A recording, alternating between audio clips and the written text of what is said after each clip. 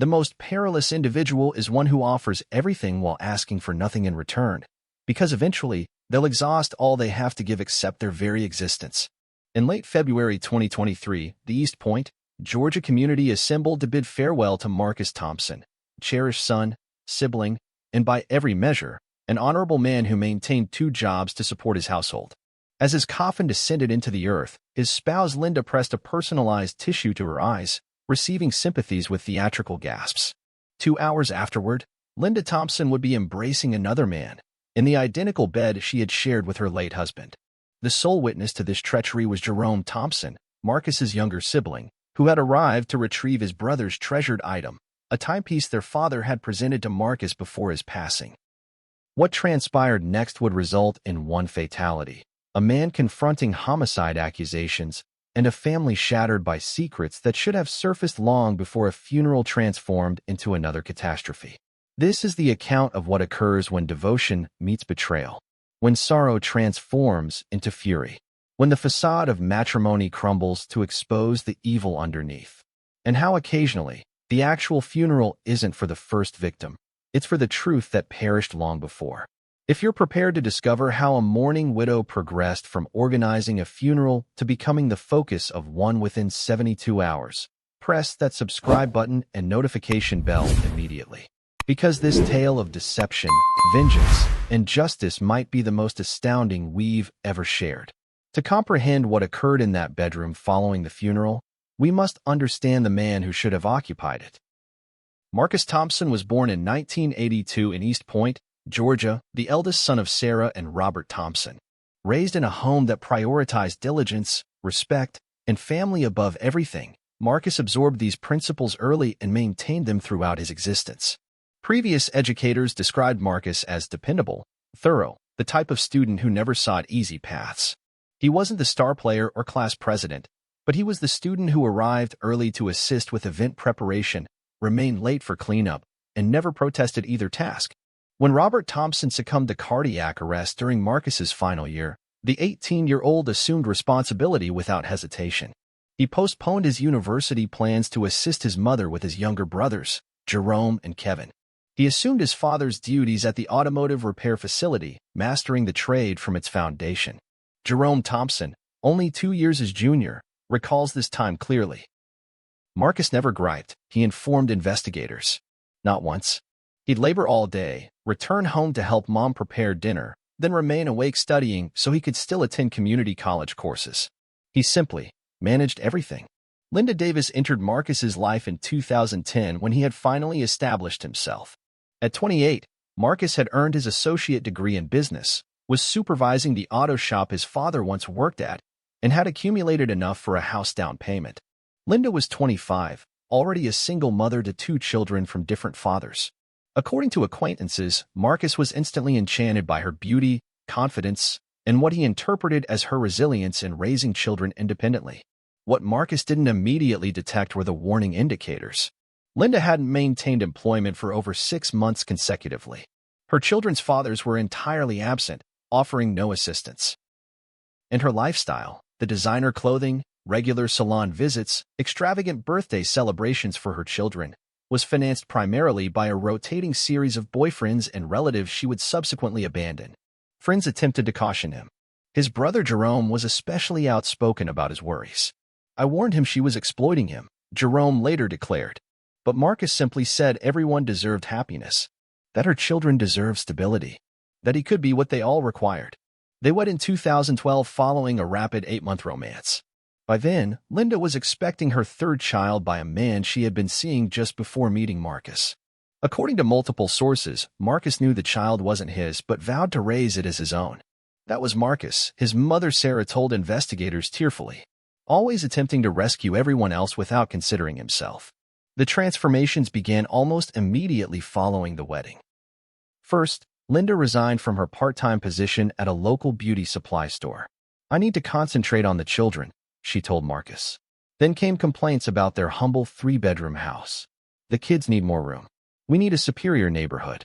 To satisfy these new demands, Marcus accepted a second position as a night security guard at a local warehouse. His already extended days grew longer. Friends who were once close reported seeing him increasingly less. Meanwhile, Linda's requirements intensified. There were costly hair extensions, weekly manicure appointments, cosmetic treatments, designer garments. When questioned by family about how they could afford these luxuries, Linda would vaguely mention investments or side ventures that never seemed to exist. More troubling to those who cared for Marcus was his growing seclusion. Family gatherings became infrequent. Calls went unanswered. His once tight relationship with his brother Jerome became restricted to brief encounters when Marcus could escape his own terminology, according to Jerome. Despite Linda's efforts to isolate Marcus from his family, the brotherly connection endured. Jerome made it his objective to maintain contact, appearing at the auto shop during lunch periods or scheduling quick coffees when Marcus was between jobs. I recognized something was wrong, Jerome later informed police. My brother was vanishing into this existence where he just worked and surrendered paychecks. But he wouldn't accept anything negative about her. It was as if he'd committed to this course and couldn't acknowledge it was destroying him. By 2022, the physical impact was becoming apparent. Medical documentation shows Marcus's physician warned him about hypertension, stress-related conditions, and fatigue. He was prescribed medication he frequently couldn't afford to purchase. Multiple witnesses report observing him dozing at church, at family gatherings, even once at a traffic signal. While Marcus worked himself to exhaustion, Linda's social media presented a different narrative. There were girls' excursions to Miami, shopping binges in Atlanta, spa weekends, all while Marcus covered shifts and cared for her children. The final photograph of Marcus Thompson was captured just 3 days before his death at his auto shop's holiday celebration. Coworkers described him as cheerful as usual, but noted he appeared as though he hadn't slept in years. No one realized these would be his final hours of life. On February 9, 2023, Marcus Thompson rose at 5 a.m. as he did every morning.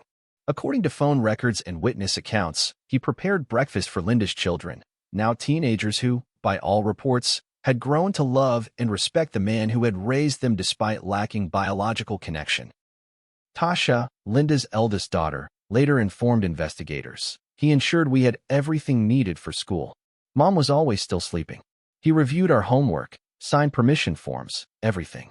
He handled it all. The last communication between Marcus and Linda was a text exchange at 7:23 a.m. after he had dropped the children at school and arrived at the auto shop. Marcus, don't forget I left the electric bill money on the counter. It's due today. Linda, I need more than that. Getting my hair done at 11. Marcus, I don't get paid till Friday. The bill must be paid today or they'll disconnect it again. Linda, figure it out. You know how important this appointment is. I've been waiting 3 weeks. According to co-workers, Marcus spent his lunch break at a check-cashing establishment, obtaining a high-interest loan to cover both the utility bill and Linda's salon appointment. It was his third such loan in 2 months. At approximately 3:47 p.m., security footage from the auto shop shows Marcus rolling out from beneath a vehicle, grasping his head. He attempted to stand, stumbled, and collapsed. Co-workers immediately called 911, but by the time paramedics arrived, Marcus Thompson was unresponsive. At Atlanta Memorial Hospital, physicians worked for over an hour to stabilize Marcus, who had suffered a massive stroke. Medical records would later confirm what his doctor had warned. Years of untreated hypertension, chronic stress, and exhaustion had created a time bomb in his brain. Linda arrived at the hospital over 2 hours after notification, her hair newly styled, complaining about having to leave her appointment early. Jerome Thompson, in contrast, departed work immediately upon notification and reached the hospital within 20 minutes. Hospital personnel noted the stark contrast in their responses. Jerome devastated and attentive, Linda irritated and constantly checking her phone.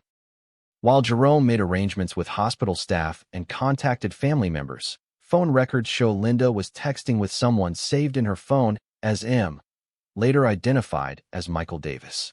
The exchanges were explicit, discussing plans to meet once everything settled down. One text, sent by Linda at 9:17 p.m., less than an hour after her husband's death, read, "It's finished. He's gone. Now we don't have to worry anymore." Michael's response, "About time. Now we can be together for real. That house is yours now." In the days following Marcus's death, Linda's behavior raised suspicions. She disputed with the funeral director about expenses, despite Marcus having a life insurance policy specifically for funeral costs. She expedited arrangements, choosing the earliest possible service date. According to the children, Linda spent more time examining Marcus's financial documents than grieving. Tasha reported overhearing her mother on the phone discussing the life insurance payout and when the check would arrive. Throughout this period, communication between Linda and Michael Davis intensified. They exchanged over 200 text messages in the 3 days between Marcus's death and funeral. Many discussed their future plans, including house renovations and what to do with Marcus's belongings. Marcus Thompson's funeral was held at Grace Baptist Church, where he had attended since childhood. By all accounts, it was well attended, a testament to the many lives he had touched through his kindness, work ethic, and generosity. Multiple attendees later commented on Linda's appearance, a designer black dress that several people described as more suitable for a cocktail party than a funeral, 6-inch heels, diamond earrings Marcus had worked overtime for months to purchase, and freshly applied acrylic nails in deep burgundy. Throughout the 2-hour service, witnesses reported Linda checking her phone repeatedly, sighing audibly during longer eulogies, and appearing impatient rather than grief-stricken. When Jerome delivered a moving tribute to his brother, security cameras caught Linda rolling her eyes. Jerome's words would later seem prophetic. "My brother gave everything he had to those he loved," he said, voice breaking. "He gave until there was nothing left to give but his life itself. And in the end, that's what it cost him, his very life." After the burial, tradition called for a gathering at the Thompson family home, where mourners would assemble to share memories and support the family. However, Linda cut this short, telling guests she was too overwhelmed to host for long, despite Marcus's mother and sisters having prepared all the food. By 2:45 p.m., Linda had ushered the last guests out, including Marcus's immediate family. She claimed she needed to rest, but phone records show she immediately called Michael Davis, who was waiting nearby. Meanwhile, Jerome Thompson realized he had forgotten to collect a personal item of immense sentimental value, a vintage Rolex watch that had belonged to their father, which Marcus had worn every day until his hospitalization. It wasn't about the monetary value, Jerome later explained. "That watch was the last thing our dad gave Marcus before he died. I couldn't bear the thought of Linda selling it or giving it to someone else. I knew my brother would want me to have it." At approximately 3:30 p.m., just 2 hours after Marcus's funeral ended, Jerome and his friend Carlos arrived at the Thompson home. They noticed an unfamiliar BMW parked down the street but thought nothing of it at the time. Carlos remained in the car while Jerome approached the house. When he reached the front door, he noticed it was slightly open, unusual, especially on the day of a funeral when visitors might be expected. "I knocked and called out Linda's name," Jerome later stated in his police interview. "When there was no answer, I got concerned. A door left open in that neighborhood wasn't safe, especially with my brother's belongings still inside." Jerome pushed the door open further and stepped inside, calling out once more. The house was quiet except for faint sounds coming from the back, music playing low, then unmistakable laughter. "My first thought was that maybe she was having some kind of breakdown," Jerome told detectives. "People grieve in different ways. I thought maybe she was watching videos of my brother or something to cope." Concerned both about Linda's emotional state and the unsecured house, Jerome made his way down the hallway toward the master bedroom, where the sounds were coming from. As he got closer, he could see the bedroom door was partially open, a sliver of light spilling into the darkened hallway. What Jerome Thompson witnessed next would change multiple lives forever. Through the doorway, he saw Linda, still in her funeral outfit minus the shoes, embracing a shirtless man later identified as Michael Davis. They were sharing a bottle of champagne, the bed still covered with the same sheets Marcus had slept in just days earlier. "I couldn't process what I was seeing," Jerome later told police. "My brother wasn't even cold in the ground. We had just buried him hours ago. And there she was, with this man, laughing, drinking, celebrating." The exchange escalated quickly. Jerome reminded Linda that his brother had just been buried. According to his statement, Linda's response was chilling in its callousness. "Marcus is dead. Get over it. I have to move on with my life. I need someone who can provide all this to me now." At this point, Michael Davis inserted himself into the confrontation. A background check would later reveal that Davis had an extensive criminal history, including domestic violence charges and drug distribution. Standing at 6 feet 4 inches and weighing approximately 240 pounds, he physically intimidated the smaller Jerome. "Get out before I make you regret coming here," Davis reportedly threatened. "This is Linda's house now. You and your family aren't welcome." The confrontation quickly escalated to violence. Michael lunged at Jerome, shoving him against the hallway wall. Jerome, though outweighed by at least 50 pounds, fought back with the adrenaline of rage and grief. As the two men grappled, Linda followed behind them, screaming at Jerome to get out while urging Michael to teach him a lesson. The struggle moved chaotically through the house, knocking over the memorial photos of Marcus that had been displayed at the funeral just hours earlier. A side table shattered as Michael slammed Jerome into it, leaving Jerome with a broken nose and cuts across his face. But Jerome wasn't fighting to win, he was fighting to survive. When Michael pinned him against the wall, Jerome bit down hard on the man's forearm, causing Michael to howl in pain and momentarily loosen his grip.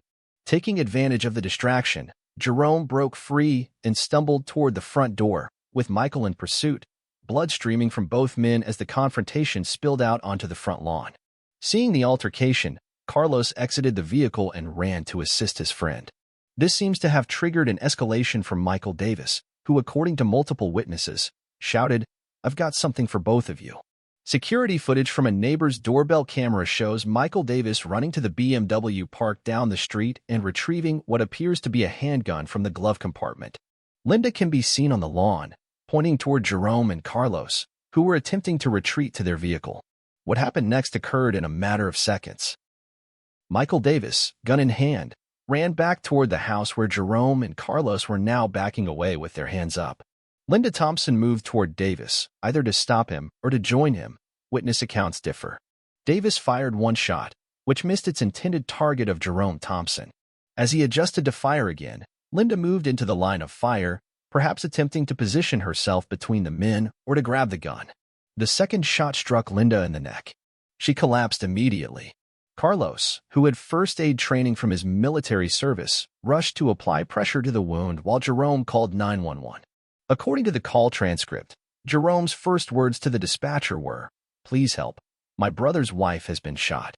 Please hurry." In the confusion, Michael Davis fled the scene in the BMW, taking the weapon with him. He would be apprehended approximately 6 hours later at a motel outside of Atlanta, attempting to cross state lines. Linda was transported to Atlanta Memorial Hospital, ironically, the same hospital where her husband had died just 3 days earlier. She suffered catastrophic blood loss and oxygen deprivation to the brain. Though surgeons were able to repair the physical damage to her carotid artery, the neurological damage was irreversible. For 3 days, Linda remained on life support while her children, parents, and surprisingly, Marcus's family maintained a vigil. 1 week later, Linda Thompson was pronounced dead. The cause was listed as gunshot wound to the neck with resulting cerebral anoxia. She was 38 years old. As detectives investigated the shooting, they uncovered evidence that would cast the case in an entirely different light. A forensic examination of Linda and Marcus's electronic devices revealed a relationship between Linda and Michael Davis dating back at least 18 months. The affair had not been casual. Hotel receipts showed weekly meetings, often during hours when Marcus was working his second job. Financial records revealed Linda had been transferring money to Davis, funds that came directly from Marcus's accounts. In the 6 months before Marcus's death, these transfers totaled over $17,000. More disturbing were text exchanges discussing Marcus's health and, specifically, his life insurance policy. In a message dated November 2022, Linda wrote, "Doctor says his BP is through the roof. Matter of time before something happens. Then we get the $250K and can do whatever we want." Michael's response, "Need to make sure he keeps working both jobs. More stress equals faster results." Perhaps the most heartbreaking testimony came from Linda's oldest daughter, Tasha. Now in the care of her biological father who had reconnected following the tragedy, the 17-year-old provided investigators with insights into the household dynamics. "Mom was always telling Marcus he wasn't doing enough," Tasha told detectives. "No matter how hard he worked, it was never good enough. She'd hide his blood pressure medication sometimes, saying we couldn't afford it, then go get cosmetic treatments the same day." Though Marcus's death had initially been ruled natural causes, these revelations prompted a secondary examination. While the medical examiner couldn't definitively classify it as homicide, they noted that Systematic psychological abuse and deliberate interference with necessary medical treatment likely contributed significantly to the decedent's fatal condition. Michael Davis was charged with second-degree murder in Linda's death, as well as attempted murder of Jerome Thompson, illegal possession of a firearm by a convicted felon, and a host of lesser charges. If convicted on all counts, he faced up to 60 years in prison. In a surprising legal strategy, Davis's defense team attempted to shift blame to Linda, claiming she had manipulated him just as she had manipulated Marcus. They presented evidence that Linda had promised Davis the life insurance money in Marcus's house in exchange for his companionship. "She told me she had nothing to do with his death," Davis claimed in his statement, "but she sure seemed to be counting on it happening soon." Later that year, after a 3-week trial, Michael Davis was found guilty on all counts except the attempted murder of Jerome Thompson, which was reduced to aggravated assault. He was sentenced to 40 years with possibility of parole after 25. For Jerome Thompson, the verdict brought mixed emotions. "Nothing brings my brother back," he told reporters. "Marcus deserved so much better than what he got. He gave everything to people who just took until there was nothing left." Today, Marcus and Linda Thompson lie buried in the same cemetery, though Linda's family chose a plot far from Marcus's.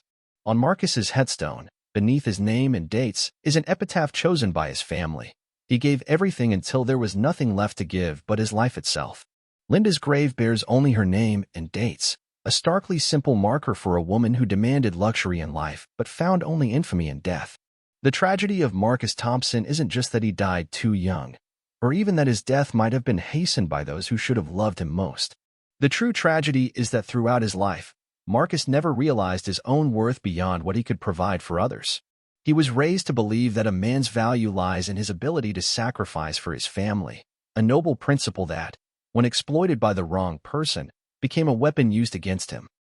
While Linda and Michael saw him as merely a means to financial security, they failed to recognize the genuine treasure they had, a man of integrity, compassion, and unwavering commitment. If this story moved you, take a moment to subscribe to True Crime Journal and share it with someone who needs to hear that their value isn't in what they provide, but in who they are. Leave a comment below about the red flags Linda showed that Marcus missed, or how you think justice was or wasn't served in this case. Because sharing these stories might just help someone recognize the Lindas and Michaels in their own lives before it's too late. And that recognition could be the difference between life and death. This has been True Crime Journal. Thank you for watching, and remember, stay safe out there.